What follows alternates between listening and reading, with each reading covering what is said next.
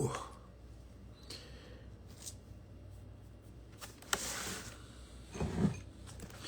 What's up, guys? Chapter 10, chapter 11, chapter 12. Was it Friday night? Friday night? What's up? Happy Friday. Happy Friday. We're going over the Bible because that's what we do. Good night with Jesus. Chapter 10, 11, and 12 in the book of Exodus. The book of Exodus. 10, 11, 12. God, I pray that everyone who needs to hear these words, hear them, that they don't just listen, but they truly hear what you have to tell them. All right, what's up, guys? God bless, God bless. Let's get this daily reading in. So we're on the 8th plague. Pharaoh's been... the boy got a tough heart right now. It just he's just not willing to work with them, man. He's being a big hater. Have a good day, bro. Which day, bro? Fool, get your sleep on, man. Get your sleep on. You can always read it. You can always read my video. Listen to my video when I post it. Watch it when I post it. You can always read the Bible yourself too. You know, I'm just out here just spreading the word a little bit. All right, so we're on the 8th plague. When the Lord said to Moses, "Go in to the Pharaoh, for I have hardened his heart and the heart of his servants, that I may show these signs of mine among them, and that you may tell in the hearing of your son and your grandson how I have dealt harshly with the Egyptians and what signs I have done among them, that you know that I am Lord." So Moses and Aaron went into the Pharaoh and said to him, "Thus says the Lord, the God of Hebrews, how long will you refuse to humble yourself before me? Let my people go, that they may serve me. For if you refuse to let my people go, behold, tomorrow I will bring locusts into your country, and they shall cover the face of the land, so that no one can see the land, and they shall eat what is left to you after the hail. And they shall eat every tree of yours that grows in the field, and they shall fill your houses and the houses of all your servants and all of the Egyptians, as neither your fathers nor your grandfathers have seen, from the day they came on earth to this day." Then he turned and went out from Pharaoh. Then Pharaoh's servants said to him, "How long shall this man be a snare to us? Let the men go, that they may serve their Lord God. Do you not yet understand that Egypt is ruined?" So Moses and Aaron were brought back to Pharaoh, and he said to them, "Go, serve the Lord your God, but which ones are to go?" Moses said, "We will go with our young and our old. We will go with our sons and daughters, and with our flocks and herds, for we must hold a feast to the Lord." But he said to them, "The Lord be with you if I ever let you and your little ones go. Look, you have some evil purpose in mind. No, go then, men among you, and serve the Lord, for that is what you are asking." And they were driven out from the Pharaoh's presence. Then the Lord said to Moses, "Stretch out your hand over the land of Egypt for the locusts, so that they may come upon the land of Egypt and eat every plant in the land and all that the hail has left." So Moses stretched out his staff over the land of Egypt, and the Lord brought an east wind upon the land all that day and all that night. When it was morning, the east wind had brought the locusts. The locusts came up over all the land of Egypt and settled on the whole country of Egypt. Such a dense swarm of locusts as had never been before, nor ever will be again. They covered the face of the whole land, so that the land was darkened, and they ate all the plants in the land and all the fruit of the trees that the hail had left. Not a green thing remained, neither tree nor plant of the field, through all the land of Egypt. Then Pharaoh hastily called Moses and Aaron and said, "I have sinned against the Lord your God and against you. Now therefore forgive my sin, please, only this once, and plead with your God, your Lord your God, only to remove this death from me." So he went out from Pharaoh and pleaded with the Lord, and the Lord turned the wind into a very strong west wind, which lifted the locusts and drove them into the Red Sea. Not a single locust was left in all the country of Egypt, but the Lord hardened Pharaoh's heart, and he did not let the people of Israel go. He's being like a, you guys know what that term was it? They should have hit him with that no take backs is what they should have done, because that's what he's doing. He's like, I'm gonna let y'all go, and then he's like, just psych, just kidding. They didn't hit him with the no take backs. That's where they messed up with Pharaoh. You know what I'm saying? Oh, my Tia's on here. What's up, D Nelly? Brother, what version of the Bible are you reading? This one is ESV. I like ESV. I chose ESV to read to you guys because it's a little easier to just listen to. KJV's good, NKJV's good, NASB's good. Anything that's gonna get you spending time with the Word is good. So just choose one and start to reading, because reading any type of Bible is gonna be reading better than reading nothing.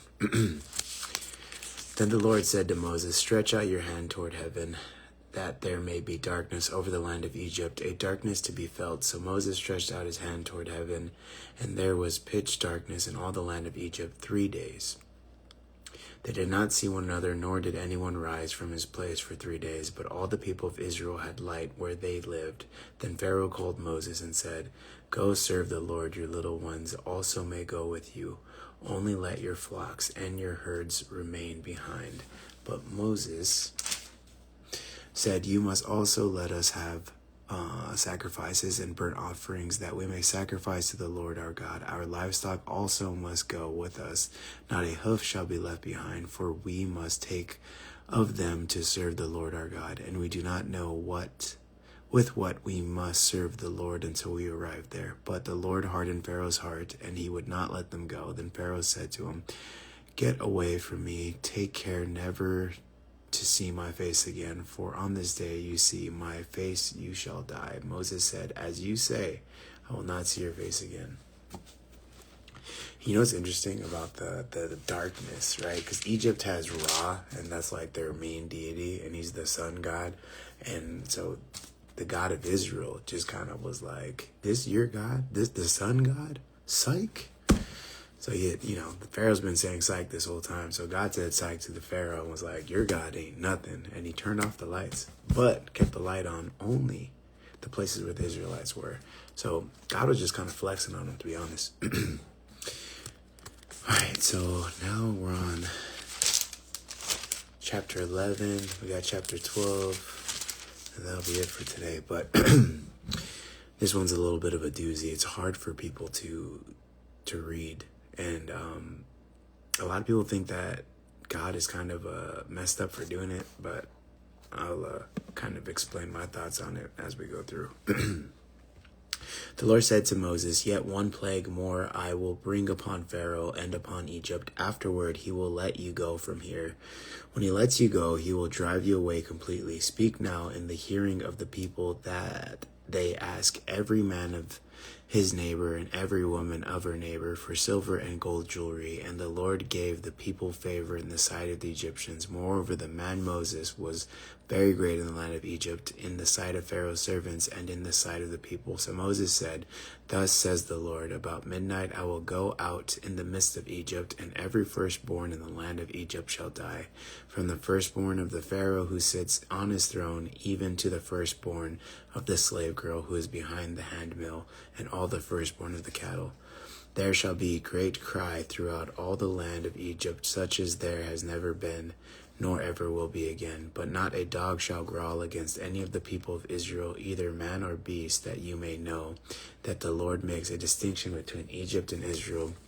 And all these your servants shall come down to me and bow down to me, saying, get out, you and all the people who follow you, and after that I will go out. And he went out from the Pharaoh in hot anger. Then the Lord said to Moses, Pharaoh will not listen to you, and that my wonders may be multiplied in the land of Egypt. Moses and Aaron did all these wonders before Pharaoh, and the Lord hardened Pharaoh's heart, and he did not let the people of Israel go out of his land.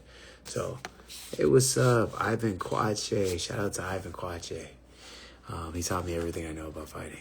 Not really, but He helped me with some things. God bless you, man. God bless. So, God's going to kill all the firstborn. I'll get into it after it actually happens. Should we read the whole chapter? Yeah. All right. Well, I'll give you my thoughts after this chapter. I'll just kind of tie everything in a nice little bow for you. The Lord said to Moses and Aaron in the land of Egypt, this month shall be for you the beginning of months. It shall be the first month of the year for you. Tell all the congregation of Israel that on the 10th day of this month, every man shall take a lamb according to their father's houses, a lamb for a household.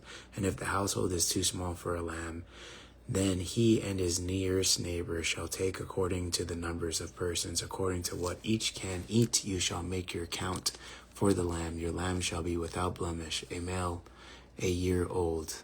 You may take it from a sheep or from the goats. You know what's interesting about that? Your lamb shall be without blemish, a male, right? So even right there, Passover is hinting towards Jesus coming, the blameless, the spotless lamb that is going to be sacrificed for us. And you shall keep until the 14th day of this month, when the whole assembly of the congregation of Israel shall kill their lamb at twilight.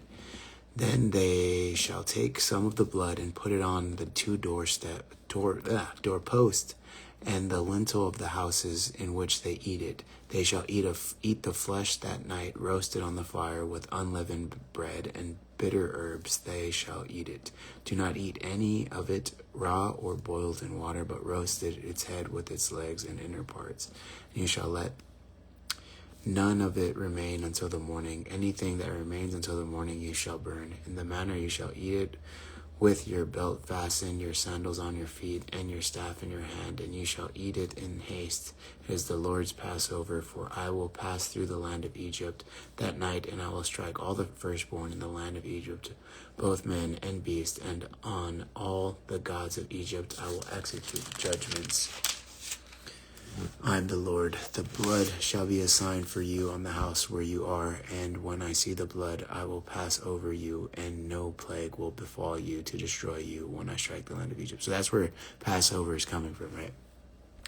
Because this angel of a kind of death who's killing all the firstborns is going around, Egypt, but only where there was a lamb that was sacrificed and put kind of on the door, that it will literally, that angel of death is going to pass over, right? Them. What we are is a gift from God, and what we become is our gift back to God. Facts. Except you gotta capitalize that G on God. Gotta show him some extra respect. All right, so yeah, just to continue. This day shall be for you a memorial day, and you shall keep it as a feast to the Lord throughout your generations, as a statute forever. You shall keep it as a feast. 7 days you shall eat unleavened bread. On the first day you shall remove leaven out of your house, or out of your houses. For if anyone eats what is leavened from the first day until the 7th day, that person shall be cut off from Israel. On the first day you shall hold a holy assembly, and on the 7th day a holy assembly. No work shall be done on those days, but what everyone needs to eat, that alone may be prepared for you. And you shall observe the feast of unleavened bread, for on this very day I brought your hosts out of the land of Egypt. Therefore you shall observe this day throughout your generations as a statute forever. In the first month, from the 14th day of the month at evening, you shall eat unleavened bread until the 21st day of the month at evening. For 7 days no leaven is it to be found in your houses. If anyone eats what is leavened, that person will be cut off from the congregation of Israel. Whether he is sojourner or a native of the land, you shall eat nothing leavened in all your dwelling place. Y'all shall eat unleavened bread. So it's like really flat bread. Think about like what you do for communion. I mean, you're good, man. I'm just kind of messing with you a little bit. But yeah, capital God, the highest God, the God of gods, right? There's a lot of lowercase gods out there. Our God is different.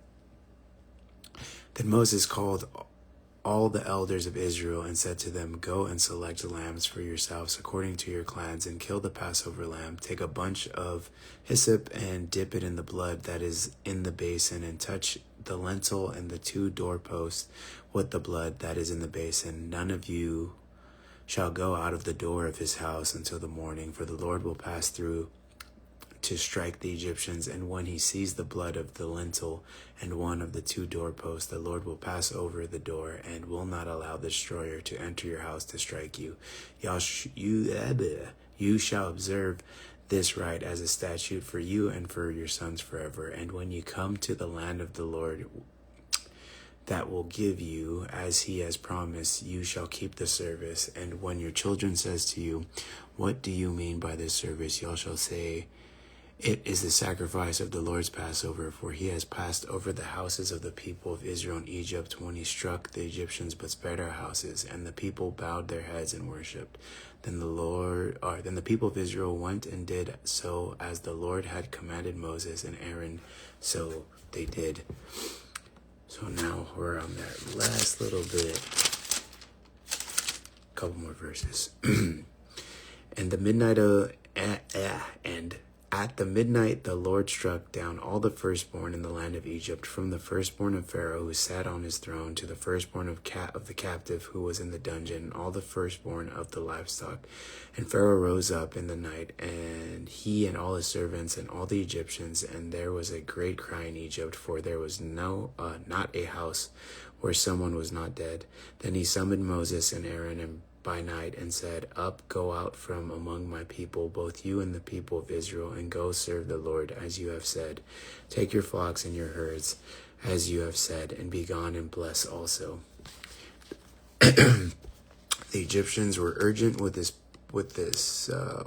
people to send them out of the land in haste, for they said, "We shall all be dead." So the people took their dough before it was leavened, and their kneading bowls being bound up in their cloaks on their shoulders. The people of Israel had also done as Moses told them, for they had asked the Egyptians for silver and gold jewelry and for clothing. And the Lord had given the people favor in the sight of the Egyptians, so that they let them have what they asked. Thus they plundered the Egyptians. Y'all should remember that. They got gold from the Egyptians. As they were leaving, they're like, "Y'all got some gold?" And they're like, "Yeah, here, take the gold, get out of here." And the people of Israel journeyed from Ramses to Succoth, about 600,000 men on foot. I'm just messing up today. About 600,000 men on foot, besides women and children. A mixed multitude also went up with them, and very much livestock, both flocks and herds. And they baked unleavened cakes of the dough that they had brought out of Egypt, for it was not leavened, because they were thrust out of Egypt and could not wait, nor had they prepared any provisions for themselves. The time that the people of Israel lived in Egypt was 430 years. At the end of 430 years, on that very day, all the hosts of the Lord went out from the land of Egypt. It was at night of watching by the Lord to bring them out of the land of Egypt. So this same night, it is a night of watching kept to the Lord by all the people of Israel throughout their generations. And the Lord said to Moses and Aaron, "This is the statute of Passover. No foreigner shall eat of it, but every slave that is bought for money may eat of it after you have circumcised them. No foreigner or hired worker may eat of it. It shall be eaten in one house, and you shall not take any of the flesh outside of the house, and you shall not break any of its bones.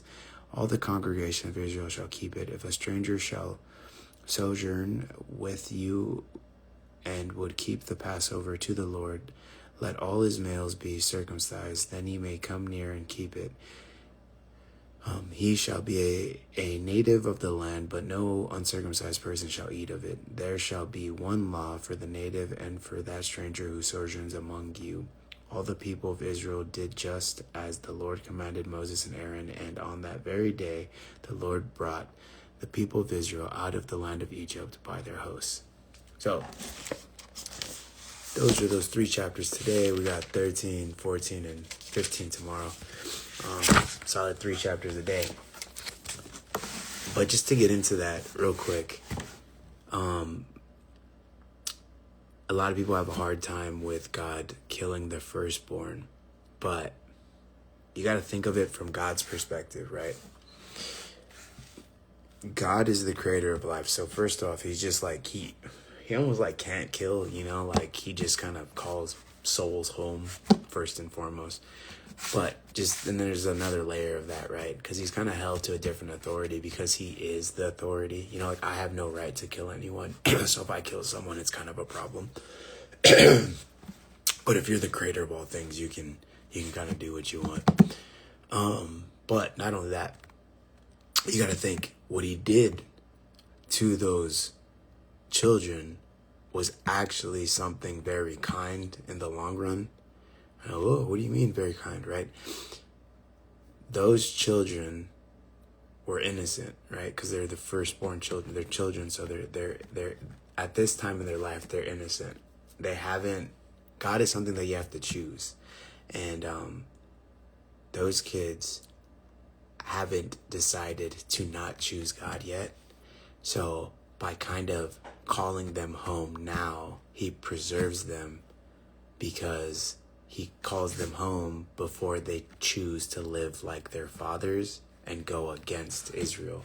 Because if those Egyptian kids would have lived on, they would have just done what, all the other Egyptians were doing and, believing in and worshiping all the other gods, all those other lesser gods. That's not God.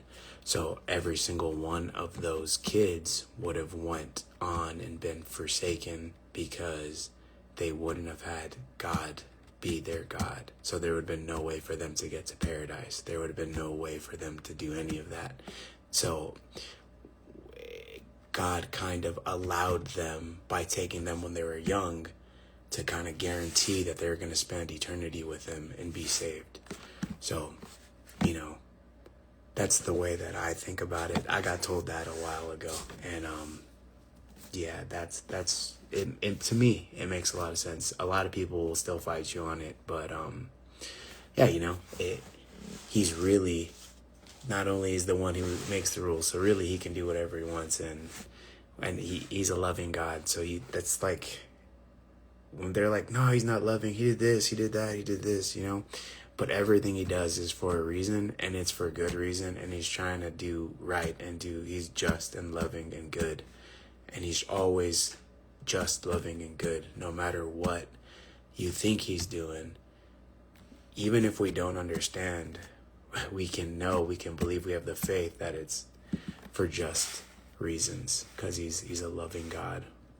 Even if he's doing something that we don't think of as loving or just at the time, if you really kind of take a step back and try to understand it, you can understand that he is trying to do that stuff.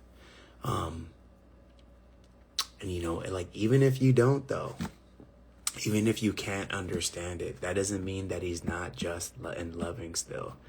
It just means you lack the ability to understand it right now. Who would you want to be matched up with next, bro? You look great at lightweight. Thank you, man. We're talking about Jesus, but if you want to ask about fighting, at lightweight, I'll be honest, I don't watch fights much. I'm like a terrible, whenever someone asks me, like, who do you want to fight? Like the only names I know at lightweight are like the next headline, right? I know like Gaethje, I know Patty, I know Ilya, I know freaking who else is there? I don't even know. Oh, Jalen. I know Jalen. You're good. We finished the chapter, so the last chapter I was reading today, and I was just giving my spiel on why God doing the firstborn plague isn't as bad as it sounds, because he's really saving those kids and allowing them to come home to him and be in paradise. And because if they didn't do that, otherwise they would have went on to, live in Egyptian lives and worshiping other gods, which would have made them be like forsaken and never be able to end up with him. Because when you're a child, you don't really choose anything, you're innocent. But they would have got to a point where they grew up and they were adults, and then they would have chose the life of, the others. And then,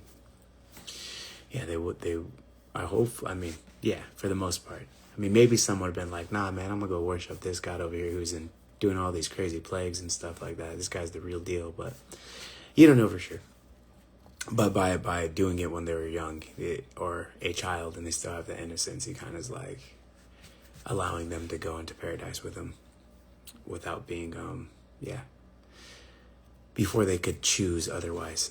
But yeah, back to the fighting thing. Yeah, I mean, I don't know. Whoever they want to give me is who I'd fight, man. I'm not. I don't know how other people's relationships are with the UFC, but they kind of just be like, "Yeah, you gonna want to fight this guy?" And I'm like, "Okay," that's kind of how it works. What are we learning? We just finished the last 3 chapters, not the last 3 chapters, but chapter 10, 11, and 12 of the book of Exodus, going over some plagues, and, I'll just run it by again. The last one being the firstborn plague, and a lot of people have a hard time understanding how God is a good God if he killed everyone's firstborn child, but the way I've been taught it and the way that I see it is that, at that point, the Egyptian child is innocent. And so if God calls him home at that time, that baby gets to go to paradise because it's like not, it doesn't kind of have to suffer from the consequences of its action yet because it's still innocent. But if it would have waited, or if that kid becomes an adult and, has the free choice and the free will and can freely choose to worship the gods of Egypt instead of the God of Israel, then he would have had to be punished. So it was actually a very nice thing for God to do, to just call those kids home at that time. Greetings in the name of Jesus Christ. Amen. Yeah. Greetings, man. It's so cool that, I don't know, I like talking to you guys about Jesus. I really do got to set a time where I just kind of take just straight questions from you guys instead of me just kind of reading from the Bible. Because it's like I'll be reading and I look up and I read and I look up and I try to go back and answer some stuff. But yeah, I need to set a time up at least once a week where I just talk to you guys. You guys can answer me any questions about fighting, any questions about the Bible. And I mean, I'm by no means a complete expert on fighting or the Bible, but I know a little bit, so I'd be happy to answer the way that I can, But yeah, I think that's it for today. 11:54. I should probably go to bed. Thank you guys for tuning in. If you're watching right now on live or if you're watching afterwards, just pray that you guys had a great day and that God's walking with you every single step. And not only that he's walking with you, but you realize he's there.